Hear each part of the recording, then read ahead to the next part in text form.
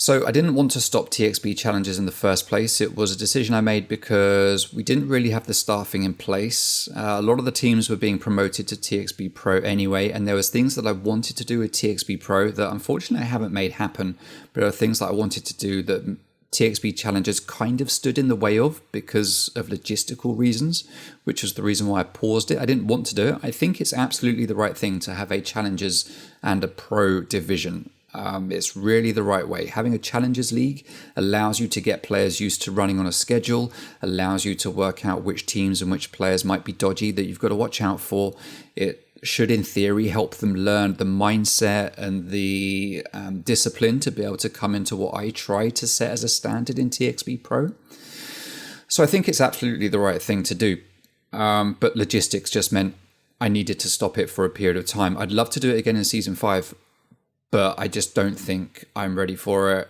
The staffing isn't there. I want to sort staffing in TXB Pro before we do anything with the Challenger League again, in all honesty. So I would love to do it, but it's not going to come back in Season 5. Further down the line, perhaps, but Season 5, it's still just going to be TXB Pro.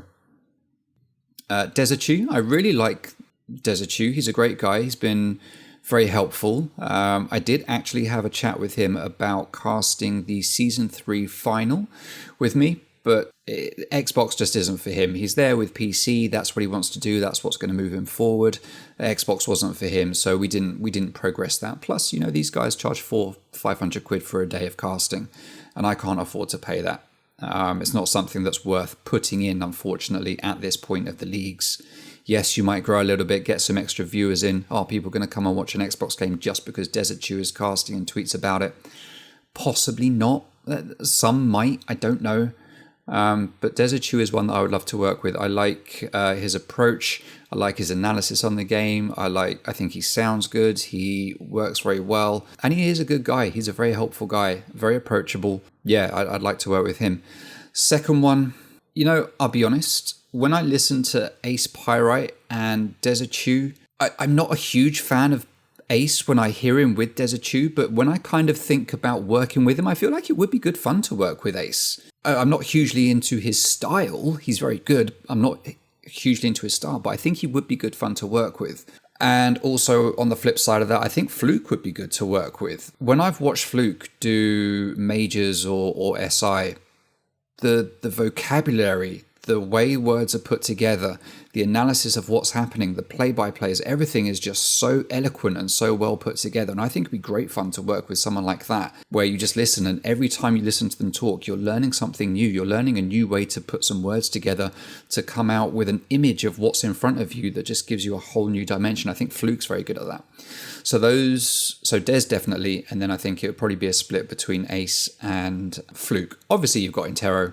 Kix would be a good one if he was still with us, RIP. But I think certainly for EU, those would be my choices.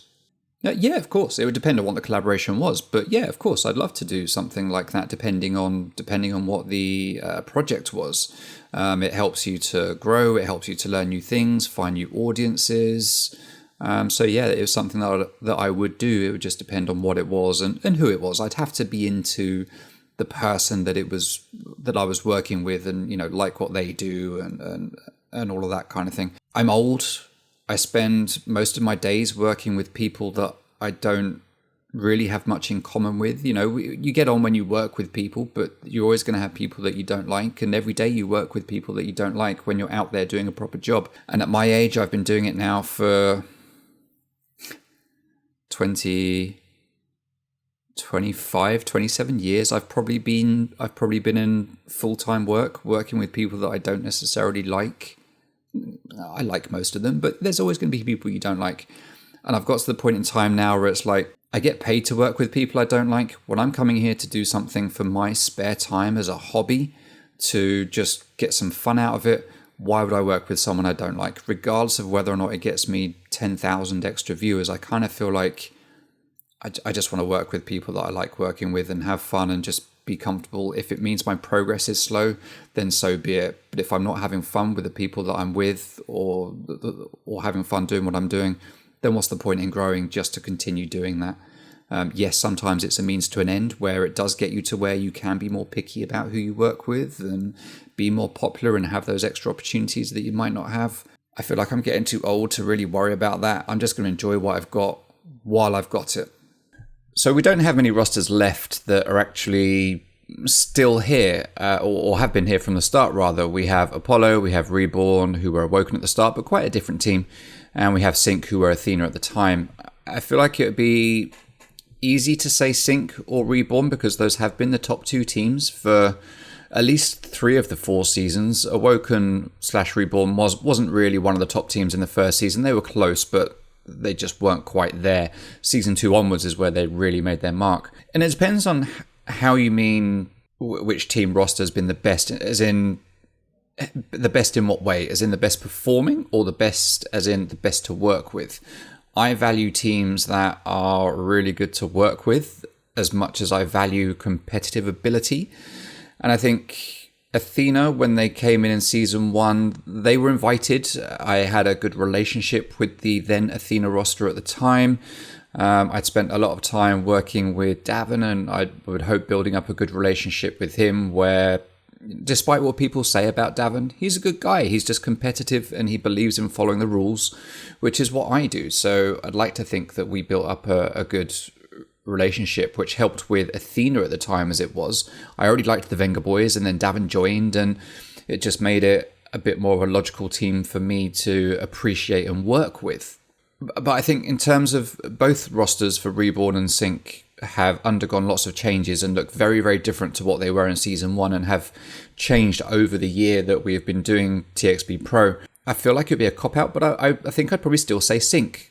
Reborn has been more static as a roster and have performed very, very well. They've had some down moments, but they have still performed very, very consistently. Athena/Sync have performed consistently as well, but with different rosters. I probably have the least problems with Athena, and I don't mean that disrespectfully to Reborn, but, you know, it's Reborn, right? We know what they're like. They're cheeky chaps, typically, whereas Sync, certainly in my league anyway, are more sort of quiet, keep themselves to themselves. You know, you organize a game, they agree, they turn up, they do what they're supposed to do, and they've just been a very straightforward, simple team to work with. They don't really give me any issues, whereas other teams, not necessarily in a bad way, but or through necessarily fault of their own sometimes, I have had troubles with, or, you know, ups and downs with, whereas Sync has been pretty static all through the seasons that we've had here in TXB Pro. So I would go with Sync/Athena. Like I say, I feel it's a bit of a cop-out probably to say them. It seems a bit too obvious, but that's who I'm going to go with. Okay, so there are probably, I've casted like 300 games, 200 games. No, I've done 100 TXB Pro games or over 100. So yeah, I've got to be up at 300 games-ish by now and a lot of hours. So that's a lot of games for me to pick one favorite round. It's difficult for these things to stick in your mind when you've seen quite so much Siege played out in front of you. But I guess there are probably 2 moments that I would pick out as just like, yes, I remember those. I'm not going to talk about Scythe versus Flex because I've done that in another video. That is a top moment for me, was that 2 versus 4/2 versus 5 post-plant retake from Scythe. I think outside of that, one moment would be back, it was June of 2020. It was the 17th of June specifically, and we'll come to why I remember the date. And it was a game between Free Elo and Venga Boys on Coastline, and it was a league game for, I think it was TEG. Now, those two teams weren't particularly friendly at the time. Round number 1 started. We were playing on Coastline, June the 17th. And I remember it because it was my birthday. That's why I remember this specifically, and this plays into why I remember it. Like I say, they weren't the best of friends. First round started up, and I was thinking, why are they doing this setup? This is a really weird looking setup. Why is that guy standing over there? Okay, let's see how this is going to play out. And then action phase started. And there are still people in funny positions, and I'm thinking, oh no, he's going to get the pick on this guy. And like, wait a minute, Bomber, surely you see that guy right there. Surely you see him. And then it all started to dawn on me when the two teams on the quad wall for Hookah outside in the courtyard and the quad wall for Blue Bar outside again, they started to melee the words happy birthday into the walls for me. In a league game where points were on the line for a cash prize at the end of it, these two teams that weren't friends I would say, got together. It was organised by Mrs. Toot. She spoke to both teams. But they got together, they agreed to do this, they put happy birthday into the walls and then finished the round off with a night fight and then played the rest of the game seriously.